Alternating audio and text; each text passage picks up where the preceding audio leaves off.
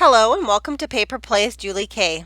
Thanks so much for stopping by and checking out my latest video. And today I have a project share, and these are two little quick journals that I created. They are file folder journals, and I am working on a linen and lace heirloom type journal, and I wanted to be able to stick some smaller journals inside of this journal that can be used for writing. And so that's mainly what these two are created. And I did use up this 8x8 Love Clippings collection by Frank Garcia just to finish that off. Basically the only thing I have left in this paper pad is just the sticker sheet. And so I'll just hold them up. They're very similar journals. Again, they're made, the base is a file folder that I folded up. I have some burlap and lace. I did do some sewing on some of the pages and around some of the items. And then I have some miscellaneous trims for my stash. I did use some seam binding as my closure. So when you do open this one up, I do have two pockets right away. I did create a little paper pad out of some scrap tea-dyed paper. They are all blank, but I did use some of that paper from Frank Garcia and then just have topped it off with a little trim. And then this little pocket, I added some tea-dyed stationery with lines on it. I also added an envelope that I tea-dyed and stamped on, and then I again just used some miscellaneous snippets from my stash. And on the inside I just have some little journaling cards. They aren't stamped on or anything, they're just some tea-dyed paper. And right here is a little paper clip that I decorated with snippets to hold all that together in the pocket.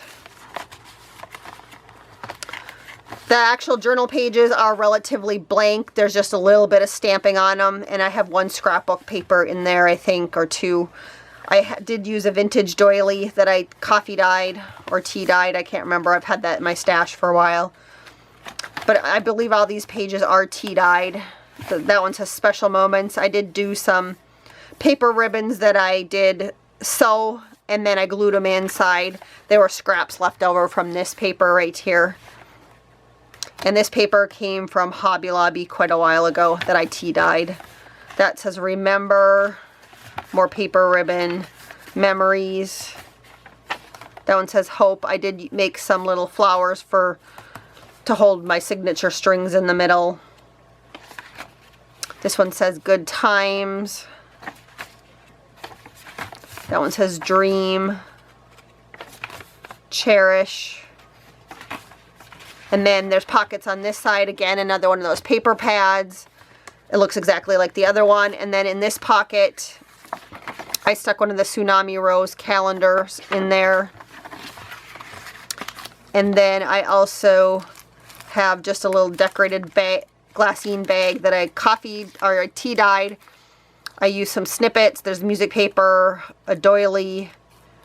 I did stamp on the bag, and then also used a piece from the paper collection on there. And then I think on the inside of this it's just coffee dyed paper or tea dyed paper. And then here's a little smaller version, just again just some different pieces of the paper collection.